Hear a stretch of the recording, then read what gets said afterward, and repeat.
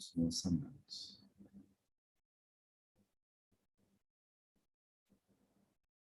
Acho que agora foi. Maravilha. Então agora sim. Agora estamos no YouTube. Perfeito. Vamos que vamos. Ragadirogan satatanu shaktana sheshakaya prasritana shesham Otsukya mohar ridanjakana yopurva vaidyaya namostu tasmai. Sejam todos bem-vindas, sejam todos bem-vindos a mais um vídeo da série Vida Veda nos Samhitas, no canal do Vida Veda no YouTube. Meu nome é Matheus e hoje a gente vai continuar nossa leitura do Ashtanga Hridayam Sutrasthana, começando o capítulo 7. Olha que maravilha. Então a gente achou que a gente nunca ia sair do capítulo 6, quer dizer, eu achei, e a gente saiu, a gente sobreviveu. Agora a gente entrou no capítulo 7. Saptamo Adhyaya. Então, o capítulo, o sétimo, né, capítulo, a palavra Saptama. Saptama significa o número 7, né, mas como é que fala isso em português? É cardinal, ordinal, eu sempre confundo essas palavras. Adhyaya, sétimo capítulo. Atata. Annaraksha Dhyayam Vyakyasyamaha Itihasmahuratreyadayo Maharshaya. Então, ataha, de agora em diante, eu vou te explicar o capítulo que a gente chama de Anaraksha. Anaraksha Adhyayam. Então, Adhyayam, capítulo sobre Anaraksha. O que significa Anna? Anna significa comida, né? As comidas. O que significa Raksha? A palavra Raksha significa proteção, né? A sua proteção. Também significa preservação, né? Então, é o capítulo sobre a proteção dos alimentos, ou como preservar os alimentos, também pode ser, né? A gente usa a palavra Raksha até hoje, né? Inclusive, se você for num avião lá na Índia, eles falam para você o colete salva-vidas, né? Quando a aeromoça fala, o colete salva-vidas está embaixo da sua cadeira e tal e tal. Então, o colete salva-vidas, ele também é chamado de Raksha, né? Ele é o protetor da vida. A gente chama isso de Raksha, como é que é? Raksha Vest, dependendo do lugar onde eles falam. É o protetor da sua vida mesmo, né? Anaraksha, como é que você protege as comidas? Também significa preserva, né? Como é que você preserva as comidas? Vyakyasyamaha, ele vai ser explicado, né? Ele vai ser dito. A gente já leu isso 6 outras vezes, né? Todo o capítulo começa igual. Vyakyasyamaha, ele vai ser explicado, né? Vyakya é o futuro, né, desse verbo, do falar, do explicar, do dizer, né? Itiha, de acordo, né? Eu vou explicar isso para vocês, isso vai ser explicado. Itiha smahuhu, como foi dito lá atrás. Então, ele vai ser explicado da maneira como ele foi dito. O verbo smaha, né, o smahuhu, ele é o mais que perfeito, digamos assim. Ele é o pretérito do pretérito, né? Ele é o pretérito velhão em sânscrito, né? É quando a gente está falando de alguma coisa que aconteceu em tempos imemoriais, né? Na língua portuguesa, muitas vezes, a gente chama isso de pretérito mais que perfeito. Dentro do sânscrito, ele é o tempo verbal quando você está falando dos tempos védicos, dos tempos muito antigos, né? Isso foi dito há muito tempo atrás. Atreya Adi Atreyadayo Maharshayaha. Então, por vários Maharshis, né? Eles são Maharshis, eles são grandes sábios, né? Maharushis, eles são os grandes sábios, né? A palavra Rushi significa uma palavra que significa uma pessoa que alcançou algum grau de conhecimento, né? Um Maharshi, ele é um grande sábio, né? Então, isso aqui é um qualificador do conhecimento que vai ser entregue agora para você. O Vagbhata, ele está dizendo assim, eu vou te explicar agora como é que você faz para garantir a proteção, garantir a segurança dos alimentos. Eu não estou te explicando isso com base no meu achismo, eu não estou te explicando isso com base na minha ideia, eu não estou dizendo isso porque eu inventei, não foi minha mãe que me contou, eu não li num blog, no Facebook, nada disso, tá? Eu estou falando isso, argumento de autoridade, o nome disso hoje em dia, né? A gente chama isso tecnicamente no sistema védico de aptopadesha. Aptopadesha são, entre as 3 formas de ganhar conhecimento, a forma que ele tá usando, que o Vagbhata está usando aqui. Ele está dizendo, nada do que eu vou te dizer eu inventei. Nada do que eu vou te dizer eu li num blog. Tudo que eu vou te dizer veio dos Maharshis, de grandes sábios, muito mais sábios do que eu, inclusive, que estão vindo aqui trazer essa informação para você. Isso é um argumento de autoridade, é um super trunfo, né? E é uma das 3 bases do conhecimento de acordo com os sistemas védicos. Vocês que estão lá no Nilaya, a gente teve uma mentoria, Fundamentos, que eu chamo de mentoria Nilaya, que eu expliquei, né, sobre as 3 formas, né, da gente acumular conhecimento, né? Eu expliquei para vocês os pramanas, né? Isso está tudo lá gravadinho, vai lá dentro da plataforma da Almas que vocês encontram. Então, ele aqui está dizendo simplesmente, esse conhecimento não é meu, não fui eu que concluí nada disso, não fui eu que inventei, eu herdei esse conhecimento de grandes sábios. Quais grandes sábios? Atreya Adi. Atreya Adi. Atreya Dayaha Maharshayaha. Então, grandes sábios como Atreya Purnavasu, Adi e outros. E outros. Lá no capítulo 1, ele já tinha dito, né, que ele ia basear esse conhecimento do Ashtanga Hridayam em vários sábios, sem ser ele. Toda a tradição do Ayurveda baseado nos Samhitas é essa batata quente. Toda a tradição é assim, tá? Eu sou parte dessa batata quente. Eu falo assim, olha, isso aqui não fui eu que disse não, foi o Charaka, né? Aí o Charaka falava, isso aí não foi eu que disse não, foi o Atreya. Aí o Atreya disse, isso aí não foi eu que disse não, isso aí foi Dhanvantari. O Dhanvantari, ó, isso aí não foi eu que disse não, foi Brahma. Aí o Brahma fala, isso aí não fui eu que disse não, isso eu lembrei. Não fui nem eu que inventei esse troço. Esse conhecimento já estava aí. E aí ele vai passando, né, de geração para geração. O Mateus, ele não inventou nada disso também. O Mateus, ele fica aqui falando, né? Quando vocês falam, Mateus, você acha que não sei o que lá? Aí eu falo, olha, de acordo com o Charaka Samhita, não sei o que, não sei o que.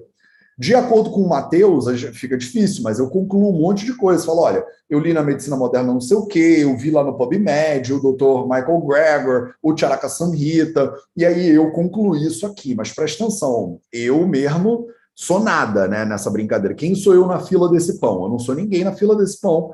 E o Vagbata está fazendo a mesma coisa. O Vagbata está passando a conta para a geração anterior, dizendo assim, eu concluí isso com base em outras pessoas, né? O Atreya é o principal, não é à toa que ele menciona o nome do Atreya Purnavasu, que é a tradição, é o mesmo guru, né, do Agnivesha, que foi o sujeito que escreveu o Charaka Samhita. Então ele está dizendo, eu sou da linha de Atreya Purnavasu, quando eu estou escrevendo isso aqui. Mas Adi, né, tem outros caras aí também. Então ele também usa o Sushruta como base, ele usa o Bela como base, ele usa vários Samhitas como base para escrever o Ashtanga Hridayam. Aqui, todo o início de capítulo ele reafirma isso. Para você não esquecer, e a gente esquece, né? Para você não esquecer que ele não inventou esse conhecimento. E aí ele começa. Você já sabe do que a gente vai falar. A gente vai falar sobre a proteção dos alimentos. Mas você não sabe muito bem o que isso significa. E aí o discípulo levanta a mão e fala, ô Guru, o que é, né, isso aí? E aí ele começa. E o shloka número 1 diz o seguinte. Raja Raja Grihasane Pranacharyam Niveshayet Sarvada Sabhavati Evam Sarvatra Parijat Gruvihi. Então ele já começa, olha, o que eu vou te ensinar aqui é para você que é um Pranacharyam. Um Pranacharyam. O que é um Prana Acharya? É um Acharya, é uma pessoa que é responsável, é um professor, é um conhecedor, é um mestre, né? É um mestre de quê? É um mestre do Prana. É um mestre do Prana, da energia vital, né? Da vitalidade, da base, da essência da vida do ser humano. O que é um Pranacharyam? É um Prana Abhishek, é um Vaidya, né? Quem é o Pranacharyam? É o Vaidya, né? É o médico, no caso. O médico, ele recebe vários títulos, né, nos Samhitas. Um deles é o Pranacharyam. É o cara que cuida da vitalidade, da base da vida, né, da essência da vida. De quem que ele cuida? Do Raja, do rei. Então, isso aqui é a primeira vez que fica claro para a gente, no capítulo 7, quem é o estudante de medicina aqui? Quem é o cara que está lendo esse livro? Ele é o Raja Pranacharyam. Ele é o cara que cuida da vida do rei, basicamente. Ele é o médico da corte. Ele é o médico da realeza. Ele é o médico do SUS. É que hoje em dia a gente substituiu o Raja pelo governo, né? E aí, quem é o Pranacharyama aí? É o cara que cuida da saúde de todo mundo, do povoado, do reinado, do lugar onde, sei lá, onde você mora. Se você mora numa monarquia, né, você cuida da vida dos súditos, né? É isso. Você mora na Inglaterra, né? Você é súdita aí, ou súdito da Rainha Elizabeth, né? Então, quem é o Pranacharya? Ele cuida da saúde do rei. Por que ele cuida da saúde do rei? Ele já vai explicar. O rei é o cara mais importante de todos, o governante, porque é ele que cuida de todo mundo. Percebe? Na visão tradicional ayurvédica, o rei é o cara mais importante porque o rei é responsável por cuidar do resto da galera toda. O Vaidya, ele cuida da saúde do rei e ele ajuda o rei a entender também como cuidar da saúde de todo mundo. Isso aqui são as primeiras pinceladas que vocês vão ter do Ayurveda como um sistema de saúde pública por excelência. Ele não ensina você, o Vaidya, para você abrir a sua clínica privada. Ele não ensina você como fazer dinheiro na internet. Ele não ensina nada disso, né? Esse cara aqui, ele está te ensinando como cuidar do rei e ajudar o rei a fazer política de saúde pública. O Vaidya, por excelência, é o ministro da saúde, digamos assim, né? E aí ele vai deixar isso bem claro aqui. Ele fala, Raja, Rajgruhasane. Olha que interessante. Raja, Rajgruhasane, Pranacharyam Niveshayet. O Pranacharyam, o Vaidya, ele tem que ter uma casa dele, Niveshayet, ele tem que habitar, né? Ele tem que encontrar uma casa, ele tem que encontrar a morada dele, onde? Raja Gruhasane, perto do rei. Então, o Vaidya, o médico do reinado, digamos assim, porque nós que somos médicos, vocês que são aí profissionais de saúde médicos, a gente era tudo agente de saúde pública antigamente. Não tinha medicina privada, entendeu? O Vaidya, ele trabalha aí, é sustentado pelo rei e presta serviço para toda a comunidade. O Charaka Samhita, quando a gente chegar lá daqui a uns 63 anos, vocês vão ver. O Charaka, ele fala, o médico não pode cobrar para ver um paciente. Por que ele não pode cobrar? Porque quando ele cobra, ele está metido ali, né, dentro da história do paciente. Se ele cobra, ele não é isento, ele depende do paciente para alguma coisa. Então tem um problema ético ali no meio. Para o Vaidya não cobrar, como é que o Vaidya tem que se manter? Ele tem que ser sustentado pelo rei.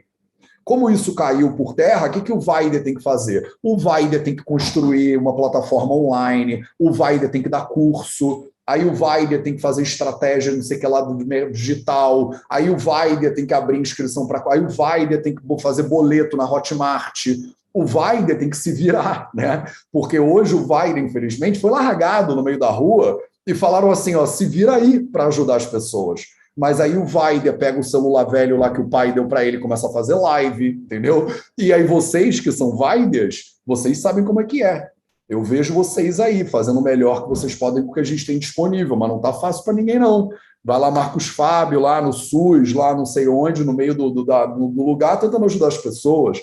Eu vejo Catherine Ribeiro tocando violão na internet, tentando ajudar as pessoas.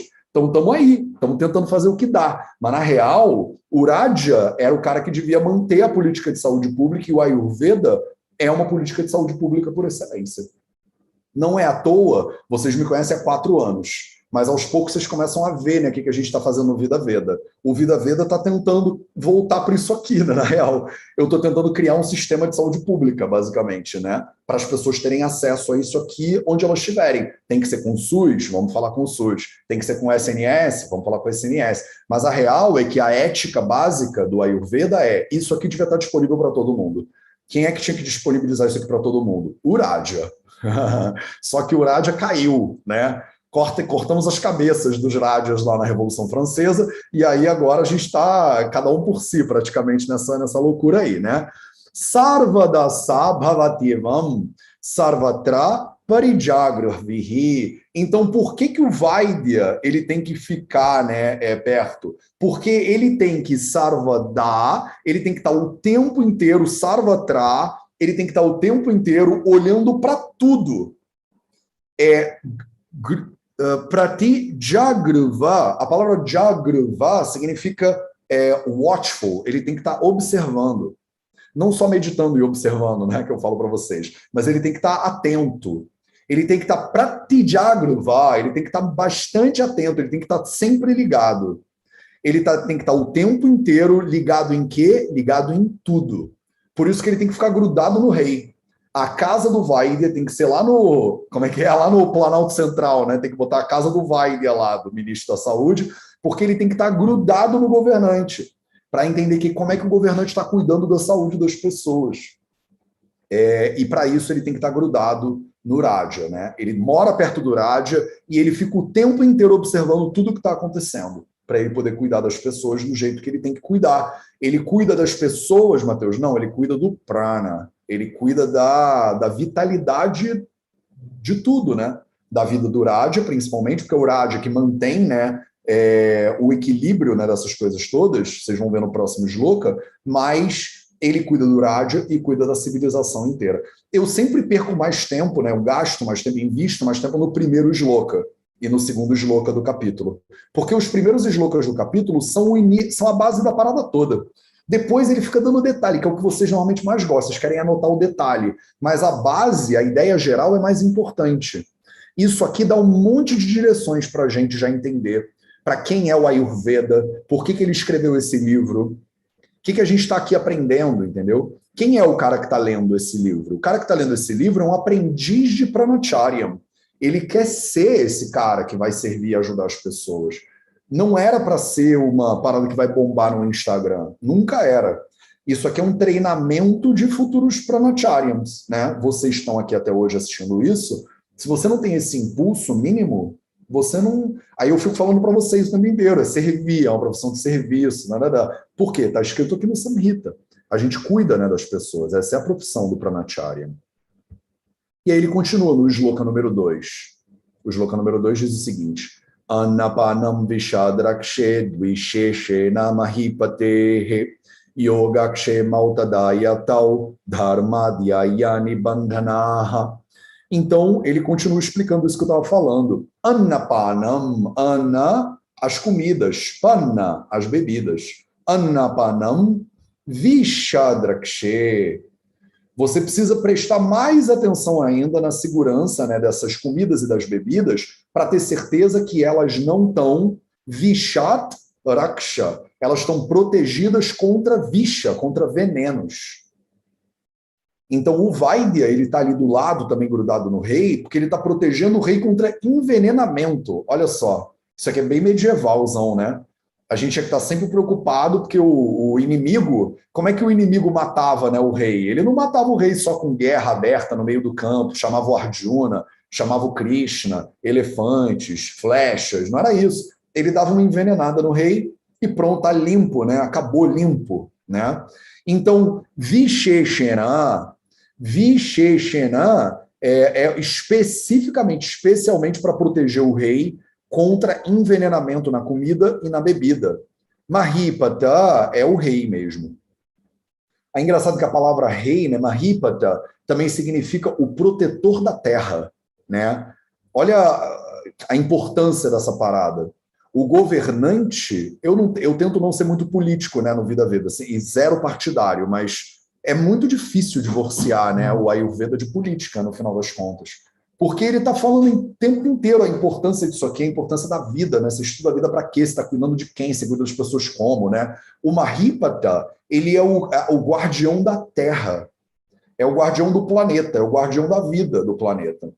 Aí quando você vê um bando de políticos não fazendo nada, e o planeta queimando, e aí agora sai um documento lá do Departamento lá de Mudanças Climáticas dizendo, passou da hora. Estamos cantando essa bola desde não sei quando. É Tóquio, Paris, não sei o quê. Agora eles falaram, agora a gente acha que não dá mais. Agora existe um consenso na comunidade médica, científica, de que passou da hora. Não sabemos mais o que vai ser, salve-se quem puder nessa parada aí. Esse cara aqui, o governante, ele é responsável por cuidar de todo mundo. É que os nossos... A gente não sabe mais que esse é o objetivo, né? Porque a gente olha para os nossos e não parece que é isso que eles estão fazendo, não estão cuidando de ninguém. Mas a ideia original, que está aqui nos Samhitas também, um pouquinho de política para você, é o governante, com a ajuda do Vaidya, ele é o cara que cuida das pessoas, né? De novo, atitude de serviço, né? Yoga Kshemal Tadayatal Dharmadya, olha que lindo, Yani Bandhanaha. Qual é a importância desse cara? Eu acho muito lindo isso. Eu não sei se para vocês eu estou tipo, viajando na maionese, mas é porque os samhitas eles dizem isso, né? Você tem que proteger o rei, né, de alimentos, bebidas e comidas envenenadas. Por quê? Porque a saúde, né, desse mesmo rei, Yoga Kshemal significa prosperidade, né? Yoga Kshema significa prosperidade, né? Que é a abundância, né? A abundância de todo mundo, na verdade, né? Todo mundo depende do rei, no caso aqui dessa visão geopolítica, né? E a saúde do rei depende do Anapana. Yoga Kshemal Tadayatal. Então, a saúde desse rei, né, na verdade, Tadaya, né, significa quando a longevidade, a prosperidade dele é longa, né? É uma prosperidade grande, né? Então a prosperidade Tadayatal, ela depende de Anapana. A prosperidade do rei depende da alimentação dele, Dharmadya Yani Bandhanaha, e você fica condicionado, né? O rei ele depende do alimento para ele ser saudável e a alimentação e a saúde dele, né? É que fazem com que ele possa fazer o quê? Dharma Dhyā. Dharma Adi. O que é Dharma Adi? Dharma Adi são os Purusharthas, que são os 4 elementos fundamentais, né, que as pessoas buscam na vida, mas que começa com Dharma, né? Dharma é aquele elemento mais importante de todos, né? É a base da justiça, né? A base das leis, do bom funcionamento da vida, né? A base da ética, da moralidade, por exemplo, está aqui dentro de Dharma. Muitas vezes traduzem isso também como religião, né? A palavra Dharma. Dharma Dhyā, Dharma Adi, Dharma, Artha, Kama, Moksha, são os Purusharthas, né? Yat Nibandhanaha, Nibandha é inseparável esse negócio. Então, a boa realização dos Purusharthas, de Dharma principalmente, a vida e a saúde do rei, por meio da alimentação, de uma alimentação saudável, de uma alimentação limpa, né, digamos assim, não poluída, né, não contaminada, e a prosperidade, né, a prosperidade do rei e do reinado, digamos assim. Tudo isso está interligado. Aí eu falo, né, a alimentação é um dos pilares da saúde, né? Eu não preciso falar lá que é porque a alimentação, né, é a base do bom funcionamento do governo. Olha que loucura. A alimentação como a base de um funcionamento próspero, de um funcionamento dármico, né, do próprio governo. Ele começa com coisas amplas, né? E aí os discípulos vão perguntando e aí ele vai avançando na brincadeira, né? E aí os shlokas número 3 e 4, eles continuam e eles dizem o seguinte: Odanovi Shavansandro Yatya Visravyata Tamiva Chirena Pachyate Pakho Bhavat Pariushitopamaha Mayura Kantha Tulyoshma Mohamurcha Praseka Krut Hiyate Varna Gandhadya Klidyate Chandrika Chitaha. Então aí ele vai para o específico do específico agora. Odano, o arroz. Quando você está falando de arroz cozido, por exemplo, como é que você sabe que um arroz cozido tá bom, né? Tá bom para a saúde? É a base da alimentação, né? Você sabe, lá na Índia, pelo menos, a coisa mais importante do mundo que você mais vai comer na sua vida inteira é arroz, né? Arroz e lentilha, talvez. Então ele começa pelo Odana, né? O Odana, que é a base da alimentação, o Odano, ele tem que estar puro, né? E se ele está contaminado? Odano Vishavan. Se ele está contaminado, se ele está envenenado, né? O arroz envenenado, ele sandraha, ele fica grosso. Ele fica muito esquisito. A textura dele não está legal. Ele fica com um aspecto, né, muito grosso, muito sandra, muito... isso, é muito denso, talvez, né? Muito denso. Yat Yavisravyatam Iva. Então, e ele também não flui adequadamente. Você faz o arroz, como é que é o jeito tradicional de fazer arroz, né? A gente viu lá no capítulo 5, 6 um pouquinho. Você cozinha o arroz, você reduz a água para 1/4 e você filtra ele, você escoa a água. A gente, tradicionalmente, no Ayurveda, não faz o arroz que nem a gente faz no Brasil, aqui na Europa também, que você bota o dobro de água e seca, né, a água. Você bota 4 vezes de água, você diminui para 1/4 e coa, né, a água. Em lugares onde o solo é muito contaminado, por exemplo, com selênio e tal, faz sentido a gente escoar água e jogar água fora. E aí o arroz ele fica praticamente ali, né, carboidrato puro, né, não sobra muita coisa no arroz. Mas é o jeito mais puro, mais limpo, né, de comer arroz.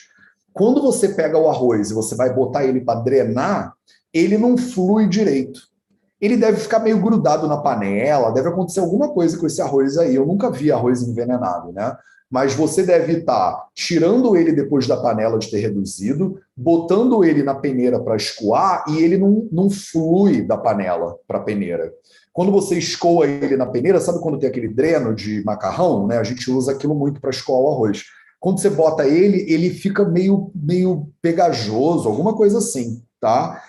A palavra sandra, né, a palavra srava, desculpa, a palavra srava significa fluido, mas esse cara aqui ele não está srava, ele está asrava, tá? Ele está visravyatam, ele não está fluindo direito, ele não está fluindo direito. Então, esse cara, yat, ele não flui do jeito que ele deveria fluir. Então, você vê que o arroz ele não está se comportando direito, né? Tirena pachyate, ele pachyate, pacha significa cozinhar, né? Vocês já conhecem essa palavra. Tirena, tira significa lento. Então ele cozinha mais devagar do que ele deveria. Ele demora para cozinhar quando ele está envenenado, quando ele não está puro. Então, tirena pachyate, ele demora mais do que o normal para cozinhar. Pacuou, e depois que ele está cozido, né? Então, pacuou, acabei de cozinhar ele. Pacuou bhavet pariushito pamaha. Então, mesmo depois de cozido, bhavet é o verbo, né? Ele fica, é ficar, né? Na verdade, ele é um... Como a gente fala isso em português? Esse verbo ele não está falando fica, nem ficou. Ele faz um should, né, em inglês, deve ficar, né? Ele deveria ficar. A gente chama isso de viderling, né, na gramática do sânscrito, mas ele parece que fica, né? É uma sugestão, não é um comando, né? Um comando educado, digamos assim. Parece que ele fica pariyushitam. Pariyushitapa é quando ele fica, ele não é fresco. Então, mesmo depois de você cozinhar ele fica já meio esquisito. Parece que é um arroz que está velho. Sabe quando você pega o arroz e você deixa ele dormir 2 dias, ele fica meio rançoso? É isso. Ele já está rançoso logo depois de você cozinhar. Então, sabe o arroz fresquinho? Tem aquela coisa do, você acabou de fazer o arroz, ele está fresquinho e tal e tal. Quando o arroz está envenenado, ele nunca fica com essa sensação de fresquinho. Ele já fica logo de cara com uma sensação de que ele está meio passado. E não está fresco, não está bom esse arroz. Se você botar ele na boca, você vai ver que ele não está muito bom. Que necessidade de fazer barulho, gente. E aí ele continua, né? O que acontece com esse arroz? Mayura, canta, tulya, ushma. Então, ele fica igual... É muito louco isso, mas ele fica igual ao pescoço de um peacock, de um pavão, quando você bota ele no fogo, ou quando ele produz a fumaça. Tá? O que é o pescoço de um pavão? É a cor do pescoço do pavão. Qual é a cor do pescoço do pavão? É nilakanta, é azul. Então, na hora que você cozinha o arroz, a fumaça dele é azulada, ou quando você bota esse arroz no fogo, o foguinho fica azulado. Alguma dessas duas coisas. Porque a palavra ushma pode significar o vapor, né, que sai da comida. Quando você está ali cozinhando o arroz, sai o vapor e ele fica meio azulado. É interessante porque nos samhitas, o veneno sempre tem uma ligação com o azul, com a cor azul. Né? Então vocês vão ver isso bastante. Quando uma coisa está envenenada, ela fica meio pro azulado, né? Tem essa degeneração de cor aí pro azulado. Então, esse arroz, quando você está cozinhando, ou quando você bota ele... Imagina que você vai testar, né? Você é o Vaidya do Reduraja, e aí você pega o arroz e joga ele no fogo, e sai uma chama meio azulada do fogo. Meio Piratas do Caribe essa parada, né? Mas é isso. Saiu ali uma coisa meio azulada, aí você sabe que aquele arroz, ele tá envenenado, né? Ele tá te ensinando aqui a ver quando o arroz está envenenado, né? Porque você, o Vaidya, você deveria ir lá e testar a comida do rei, para você saber que a comida do rei não está envenenada. Ah, Matheus, isso é útil para a minha vida? É mais ou menos é. Porque quantas vezes vocês comem comida que está meio que envenenada? Você vai ver que o veneno, né, aqui, ele não é só um veneno de cobra, não é só um veneno de rato, não é só um veneno que o inimigo botou lá. A gente usa a palavra visha de uma maneira bem ampla também dentro do Ayurveda. É quando aquele alimento, a gente vai chegar lá ao longo desse capítulo, é quando aquele alimento ele tem um efeito no corpo muito negativo. A gente também chama isso de visha. Visha pode ser produzido quando a coisa foi mal feita também, que a gente chama de gara visha. Ela é produzida no processo de feitura do alimento. Visha pode ser produzido quando você mistura coisas que você não deveria misturar, que a gente chama de virudhara. O alimento que é virudha. Ele foi mal processado, mal combinado, mal misturado. O virudha é igual a visha, é igual a um veneno. O Charaka Samhita fala isso muito bem. E vocês têm curiosidade sobre Virudhara? A gente vai matar essas curiosidades nesse capítulo. Ele fala bastante de Virudhara no capítulo 7. Não fala tão bem quanto o Charaka Samhita, mas a gente está vendo o Ashtanga primeiro. No futuro a gente chega lá, né? Daqui a 5 décadas no Charaka também. Não tenham pressa, não tenham pressa. Então, esse arroz aí fica com a cor do canta, né, da garganta do pavão. É azul, tá? Ele fica azulado. E aí, o que ele gera, né, quando você come esse arroz? Ele gera morra, murcha, praseca, krut. Krut, ele gera, né? Ele gera o quê? Morra. Morra. A pessoa, ela fica confusa. A pessoa fica meio doida. A pessoa fica meio tonta. Ela não sabe o que está acontecendo. A gente também usa a palavra morra para falar ilusão, né? Dentro do budismo, eles falam morra, né? É a ilusão, né, da vida e tal, do samsara, né? A gente usa isso muito dentro do Ayurveda também, mas não é com esse sentido, sei lá, amplo, né? A gente fala que a pessoa está mesmo meio tonta, meio se sentindo meio esquisita, meio sem consciência, né? Murcha. Murcha significa que a pessoa desmaiou. Ela perdeu a consciência mesmo. Ela comeu essa coisa e ela, pá, tombou. Para seca, ela está salivando. Ela fica com a boca produzindo muito muco, muita saliva. Ela acabou de comer e a boca dela está produzindo muita saliva. Isso é um sinal muito típico de envenenamento. Que é engraçado, porque a gente vai ver esse capítulo inteiro, e aí no final, a última pergunta que a gente tem que responder quando chegar no final desse capítulo é se essas comidas que a gente come hoje em dia, muitas vezes não estão muito mais para visha do que para ana. A gente chama de comida. Esses fast foods, essas coisas, a gente chama de comida. Mas será que é comida? Né? Esse capítulo aqui ele vai te ajudar a responder. É muito mais importante porque você não vai ser médico da Rainha Elizabeth, provavelmente, né? Sei lá também, né? Vai que você é o médico da Rainha Elizabeth, está aqui na leitura do Samhita. Estou muito honrado com a sua presença, Vossa Majestade, mas o fato é que a maioria de nós nunca vai ver o arroz do rei, mas você vai ver o arroz da tua família, né? Você vai ver a comida da tua família. Essa comida você acabou de cozinhar e ela já está esquisita. Você acabou de fazer a comida e ela não está com o aspecto que ela deveria estar, aí a gente vai lá e come mesmo assim, né?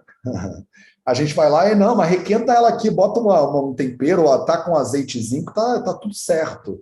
De repente, isso aí você não devia estar comendo, né? É uma comida que passou do ponto, ela já virou visha, ela não é mais ana. Né? Eu falo isso, eu estou pincelando isso com vocês há 4 anos, né? E aí o pessoal fala, você é muito radical e tal. Não, eu não sou radical, eu estou seguindo o Vagbata. E o Vagbata está seguindo o Atreya Dayo Maharshayaha. Então a gente está seguindo uma linhagem aqui de radicais, né? Não sou radical sozinho, eu sou de uma linhagem de radicalismos, né? E aí ele continua. Riyate Varna Ganda Adi. Então, e etc, né? Varna Ganda Adi. Então, a cor da comida, o aspecto da comida, ganda, o cheiro da comida, as outras coisas todas, né? Ali, os outros, o tato da comida, o sabor da comida, ria ter, não tá bom esse negócio. Não tá bom. A qualidade está inferior. Você comeu a banana, mas não tem gosto de banana. Não tem cheiro de banana, não tem gosto de banana. Sabe quando você pega uma fruta e a fruta está sem graça? Essa fruta aí não está boa. A gente viu isso, não viu? No capítulo passado. Agora ele está te reafirmando mais ainda, né? Falando da tua alimentação aqui. Você está comendo uma comida que o sabor dela não está bom, a cor da comida não está boa.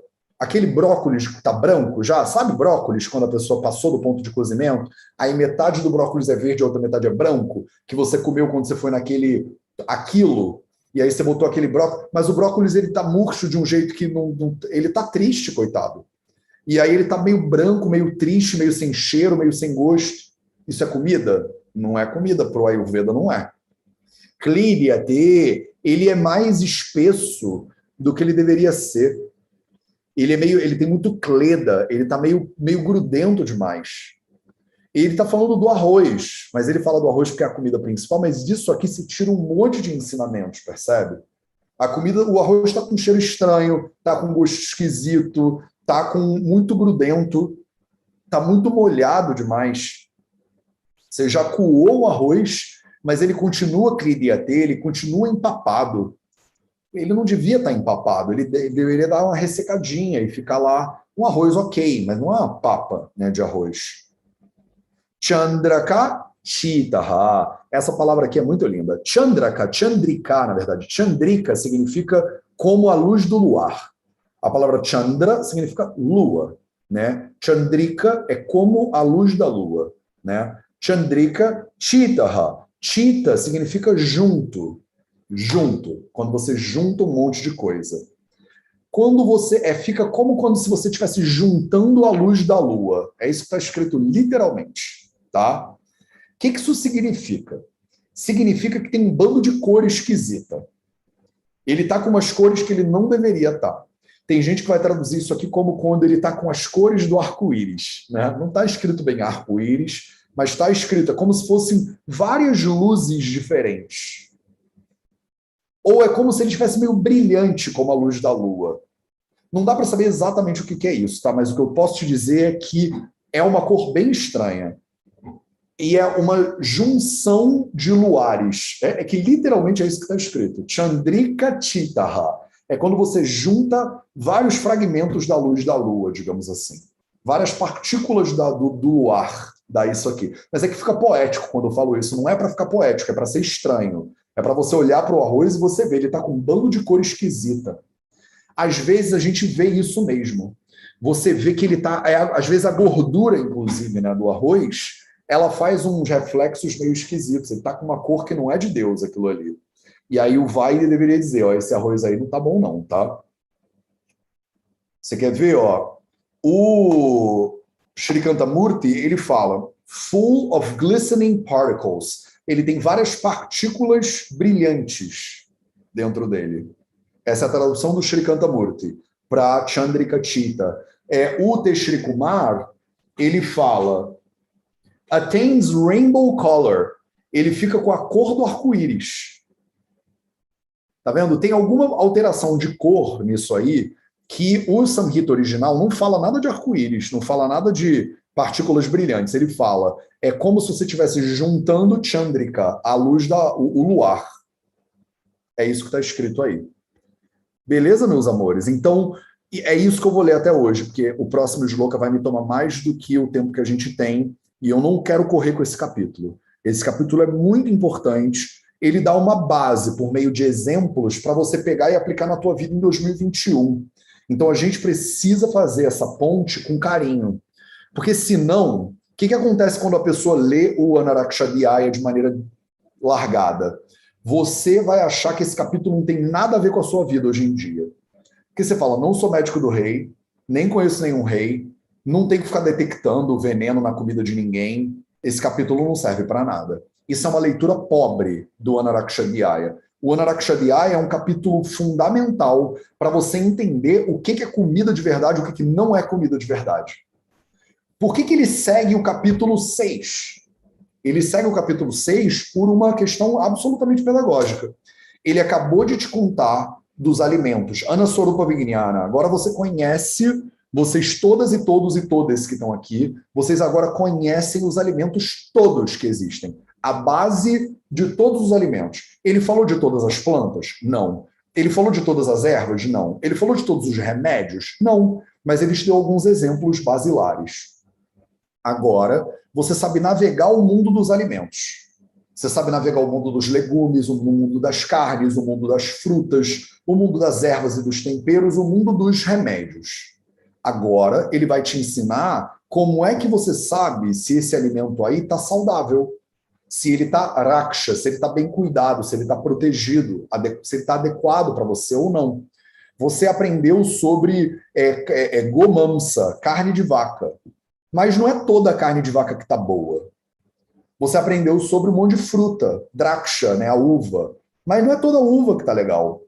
Agora, nesse capítulo, no Anaraksha, você vai aprender a pegar um alimento que você já sabe quais são as propriedades básicas desse alimento e ver se ele não virou vixa, se ele não virou um veneno que você não deveria consumir. Que, na verdade, você não deveria deixar o rei consumir, né, no caso. Você não deveria deixar o seu governante, para quem você trabalha, já que você é um funcionário público, você não deveria deixar o seu governante consumir, tá? Então, essa foi a nossa leitura de hoje. A gente vai pausar aqui no Shloka na primeira metade do Shloka número 5, tá? Eu espero que vocês traduzam aí, né, transliterem do Shloka número 5, 6, 7, 8 e 9. Isso aqui vai dar trabalho. Eu espero na próxima leitura a gente ir até a primeira metade do Shloka número 12, tá? E aí vocês fiquem à vontade, transliterem o que vocês conseguirem. Vou botar um pouquinho dessa transliteração aqui na tela para vocês, se quiser tirar um print aí. Se não, se vocês quiserem pegar isso aqui, ó, essa primeira metade, vou botar a segunda metade aqui também na tela, para vocês terem isso aí. Ó. Pronto. Até aqui, mais ou menos, vai. É isso. E aí, a ideia é vocês transliterarem o máximo disso possível, porque aí na semana que vem eu consigo fazer esses 2 grupos de shlokas aqui, e aí a gente avança. Vou parar de dividir minha tela, então, para ver a carinha de vocês, seus nerds. Fala, Carol Rocha. Pode perguntar. Mateus, então, quando você começou a falar, né, desse capítulo, que você traz essa visão de que esse cuidado do médico, né, do médico com o rei seria como se fosse um cuidado de saúde pública, porque se você cuida do seu governante, você está cuidando do povo também. Essa visão, ela está escrita ali, porque eu tenho um Ashtanga aqui, aquele que é traduzido para português, mas não tem isso. Essa visão é uma visão sua do Mateus ou você ouviu de algum mestre que você estudou? Não, o que eu faço com vocês, né? Eu já meio que expando a tradução, porque quem fala isso muito claramente é o Charaka. O Charaka Samhita fala isso muito claramente. Mas quando a gente chegar lá, a gente vai estar tudo de cabelo branco. Então eu já meio que estou adiantando um pouquinho isso para vocês. Mas se você olhar o Charaka, principalmente acho que o capítulo 30 do Sutrasthana, o Charaka ele já dá umas pinceladas boas nessa situação. Eles não têm, Carol, o termo política de saúde pública. Tá. Por que eles não têm?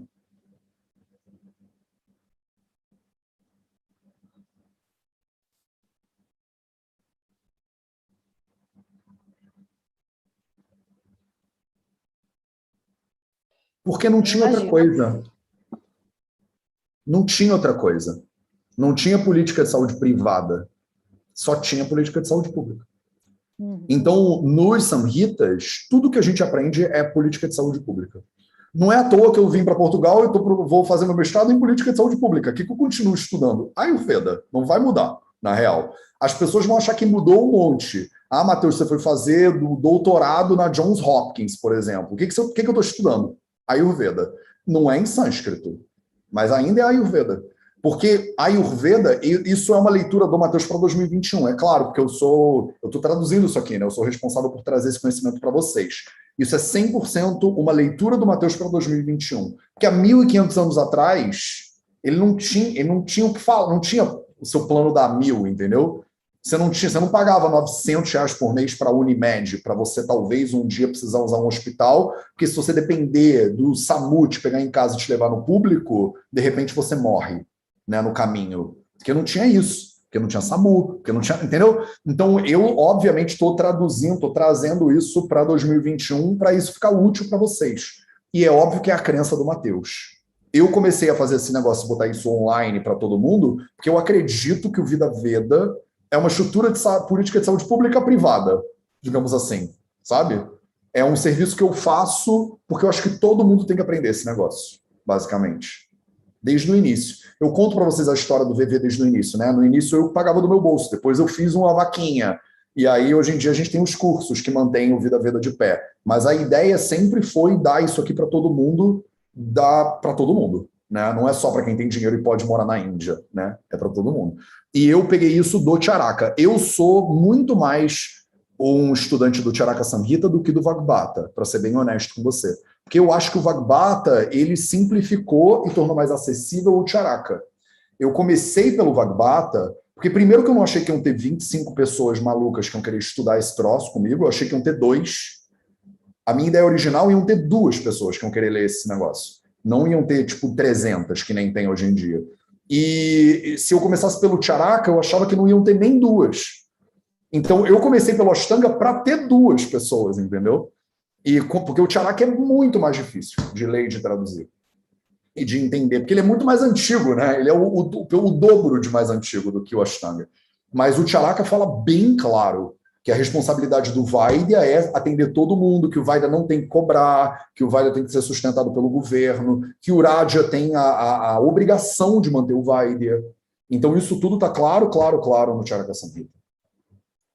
E aí, eu posso entender, então, assim, traduzindo, né, para os tempos modernos, que esse rei, a gente pode se colocar no lugar do rei nesse caso aqui, porque se o rei não pode comer comida envenenada, eu também não posso, né? Então, esse capítulo todo que a gente vai começar a estudar aí agora é bom para um autoconhecimento, para a gente poder entender o que a gente pode comer ou não, ou inclusive ensinar para as outras pessoas. Podemos se colocar você tem 2 lugares que você pode se colocar. Você pode se colocar no lugar do Vaidya, que é quem cuida do rei, e você pode se colocar no lugar do rei. E você pode colocar todo mundo no lugar do rei, que é o que eu faço. Para mim, todo mundo é o rei. Porque eu não, né? Antigamente, eu cuidaria do rei para o rei cuidar de todo mundo. Mas hoje em dia, criptomoedas, né? Finanças descentralizadas, tá todo mundo se cuidando de todo mundo. Então a gente cria uma comunidade para todo mundo cuidar de todo mundo. Aí não tem mais uma pessoa que cuida da galera, todo mundo cuida de todo mundo. Aí todo mundo virou o rei. Só que se eu também fizer o meu trabalho bem, todo mundo virou o Vaidya. Aí zerou, né? Aí zerou. Pronto. E uma coisa que eu achei legal também, que assim, se eu tô comendo, se eu tô bem, se eu não tô comendo comida envenenada, eu penso melhor, eu me organizo melhor, eu reino melhor, eu tenho aqui na tradução, eu me mantenho na retidão e eu consigo manter a minha prosperidade. Então, isso também eu posso levar para a minha vida, né? Então, se eu me atentar às coisas que eu tô, nesse caso, que eu estou comendo, eu consigo pensar melhor e seguir para um caminho de prosperidade. É claro, quando ele fala, né, do yoga, do dharma, dos purusharthas, ele está falando para o rei, mas você lê-se aí Caroline Rocha, Tati de Move, Cris Dantas, Selma Lucy, leiam-se o nome de vocês aí, pô. Né? Não tem mais rei, acabou o rei. Né? A gente tomou a Bastilha, acabou. Aí virou tudo iluminista agora, não tem mais essa parada não. Fala, Tati de Move. Então, uma coisa que eu fiquei pensando, Matheus, é que assim, você está aí em Portugal, né? A gente tem aqui coisinhas que a gente coloca na nossa comida que não são nem aprovadas aí, né? Os defensivos agrícolas, assim, né? Que legalmente até são entendidas mesmo como veneno, né? Tem toda essa discussão da agroecologia, da agricultura orgânica, né? E estudos aí que envolvem essas diferentes substâncias e o impacto que elas têm no corpo, né? Daí eu fiquei pensando, esses insumos agrícolas, né? Esses agrotóxicos, a gente pode, nessa perspectiva, entender eles como um tipo de veneno, né? Então, essa seria a primeira pergunta. A segunda está relacionada ao transgênico, né? Quando você altera a estrutura desse alimento. Eu posso entender que essa alteração na estrutura em si teria a ver com essa ideia de um alimento que está envenenado, né? Queria saber sua opinião sobre esses dois aspectos. Legal, Tati. Eu acho que as suas perguntas fogem totalmente à leitura do Ashtanga Hridayam. Então, eu te convido a trazer elas para uma mentoria do Nilaya e a gente troca uma ideia de 2 horas sobre tudo que você falou. Porque não tem nada a ver, assim, o Ashtanga não está falando nada de defensivo agrícola, eu chamo de ofensivos humanos e não de defensivos agrícolas, mas eu acho que dá para você extrapolar para essa direção que você está indo. Só que se a gente extrapolar, a gente só vai ficar extrapolando aqui nas quartas-feiras, a gente não vai ler mais Samhita nenhum. Então, eu prefiro que no Samhita a gente foque na leitura e tradução e compreensão do Samhita, e aí a gente elabore isso nas mentorias ao longo ou no 0800, como vocês acharem melhor. Mas, resumindo, só porque eu posso responder o que você acabou de me perguntar em 1h30, né? Acho que vocês me conhecem. Então, sim, todos os químicos que você bota na comida que geram, por exemplo, carcinógenos classe 1 pela Organização Mundial de Saúde, são bichas, são venenos, é claro. Pega lá o estudo do IARC de 50 anos de pesquisa e estudo do câncer e vê lá a lista de carcinógenos classe 1. Asbestos, isso tudo aí é bicha, é tudo veneno. De repente o arroz não vai ficar azul, mas ele provoca, né, problemas degenerativos, até transgeracionais, intergeracionais, enfim. É uma loucura louca, tá? O GMO já é outra questão muito mais complexa do que isso aí. E aí eu acho que vale a pena a gente sentar e ter uma conversa bem mais longa. Mas isso não está aqui no Ashtanga Hridayam, tá? Ele não fala de GMO. Pelo menos nesse momento ainda não chegou nesse ponto. Belezinha? Mas traz essa dúvida para a mentoria Nilaya que aí a gente aborda ela com muito mais cuidado. Eu tenho muito para falar sobre tudo isso aí que você perguntou. Fala, Cris Dantas. Oi. A minha pergunta é simples. A lógica da ordem em que as informações vão aparecendo, ela vai acompanhar o Ashtanga até o fim? Ou seja, a gente pode sempre ir lendo e pensando que a ordem em que as coisas estão sendo descritas, elas seguem, não vou dizer do pior para o melhor, mas que elas seguem uma mais louvada, menos apreciada. A gente pode pensar assim até o final da leitura? Pode, de forma geral pode. Toda vez que ele fala que tem 3... o dosha grava isso, um dosha grava aquilo, um dosha grava aquilo outro, ele está falando vata, pita, kapha, na ordem. Quando ele começa a listar alimentos, normalmente ele começa do melhor alimento para o pior. Normalmente tem uma lógica interna assim, Cris. Inclusive, a lógica do capítulo que vem antes ou depois do outro capítulo é muito fundamental também. Vocês entenderem. Por que o 7 é depois do 6?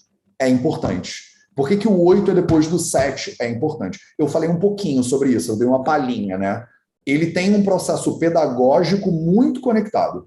No Charaka, isso é mais bonito e mais complexo. Eu fico vendendo o Charaka para ver se vocês pegam e leem o Charaka, né, algum dia.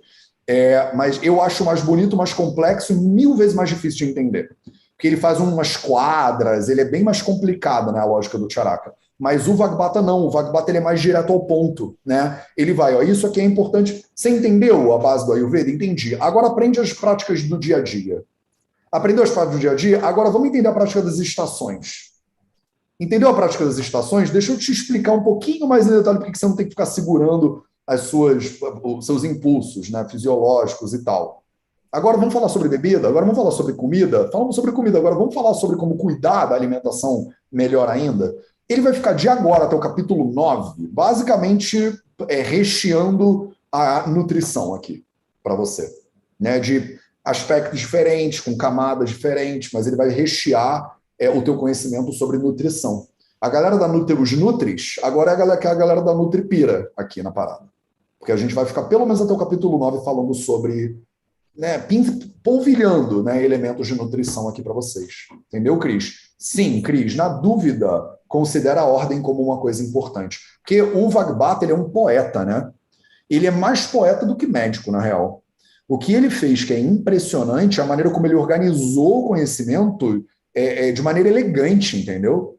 Ele é tipo o Fernando Pessoa do Ayurveda. Ele pegou, sem brincadeira, ele é o Drummond. Ele pegou isso aqui, ele lapidou as informações de uma maneira que, cara, no Charaka já é lindo de ler. Mas o Vagbata, ele levou isso para um outro nível de primor, de construção, de utilização das palavras.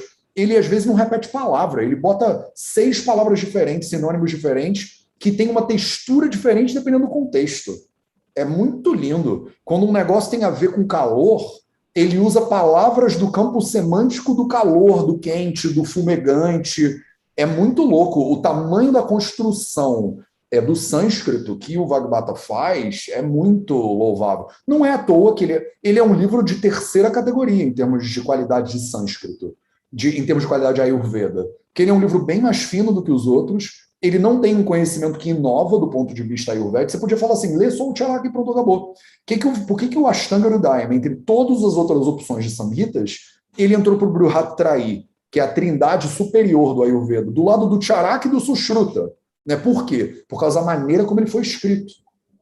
Mais do que o Ashtanga Sangraha, por exemplo, que é melhor do que o Hridayam, inclusive em termos de conteúdo ele é melhor. Vale mais a pena você perder seu tempo lendo o Sangraha do que o Hridayam, em termos de conteúdo. Mas em termos de capacidade de estruturar o conhecimento para você memorizar ele, não tem nada igual ao Ashtanga Hridayam. Por isso que o pessoal ama o Hridayam. Né? Falei mais do que você perguntou, né, Cris Dantas? Mas não, mas isso vai em encontro, rapidamente, só para finalizar, isso vai em encontro de um vislumbre que eu tive ali pelo 4º capítulo, desse fechadinho que é o Ashtanga, né? E quando a gente entende que as coisas vão fazendo um sentido na forma como elas estão sendo descritas. Né? E até te mostrei um print do meu caderno, né? Falei, caramba, fiquei apaixonada aqui, porque realmente as coisas fecham assim, num sentido muito... um método muito eficiente de fazer as coisas serem claras. A melhor leitura... Sabe qual é a melhor leitura que você vai fazer do Ashtanga Hridayam? É a segunda leitura. Sim, ok. Que depois que você lê o livro inteiro e você lê ele de novo, você fala, caraca, é que nem ver o Sexto Sentido pela segunda vez. Já viram um Sexto Sentido? Você vê o Sexto Sentido e você chega no final, né? Vou dar spoiler aqui, porque esse filme tem 20 anos, você não viu até hoje, esquece. Você chega no final, você descobre, né, a verdade do filme. Aí você fala, velho, não, o Shyamalan não foi tão detalhista assim. Aí você volta e vê ele de novo e você fala, velho, ele pensou em tudo, esse maluco. Começa a ver os detalhes, Todos os detalhes. Você lê o Samhita, eu leio esses livros, eu já estou, sei lá, é a 6ª vez que eu leio eles, de cabo a rabo. Toda vez que eu leio, eu falo, velho, o Charaka era o bicho, cara. Eu fico muito doido aqui em casa lendo. Eu leio todo dia o Charaka e todo dia eu falo, cara, esse maluco, ele estava muito doido, ele tomou alguma coisa, não é possível. Que ele estava muito no outro plano de conectar. Ou estamos há 4.000 anos lapidando o texto, né? Pega o Drummond e bota ele 4.000 anos lapidando a máquina do mundo e vê se ela não fica melhor ainda do que ela já... É difícil, a máquina do mundo é um primor, mas dá para ficar melhor ainda. Se dá 4.000 anos de lapidação, fica melhor, entendeu? Essa é a parada. Não me botem para falar da beleza dos samhitas, porque a gente fica aqui o dia inteiro falando isso. Beleza, meus amores? É isso. Essa foi nossa leitura de hoje. A gente se vê na semana que vem de novo. Um beijo para todo mundo. Leia o Charaka. Eu vou começar a botar, mensagens subliminares, sabe? Sabe quando você está falando? Então hoje a gente vai ler o Charaka, falar sobre o projeto 0800, ler o Charaka, que vai ser, né? Começar a introduzir mensagens subliminares para vocês. Beijo para todo mundo e a gente se vê na semana que vem. Ragadirogan satatana shaktan sheshakaya prasrtana sheshan autsukya moha ratidan jaghana yopurva vaidyaya namostu tasmai bhishajam sadhu vritanam bhadramagama shalinam Abhyasta karmanam bhadram bhadram bhadram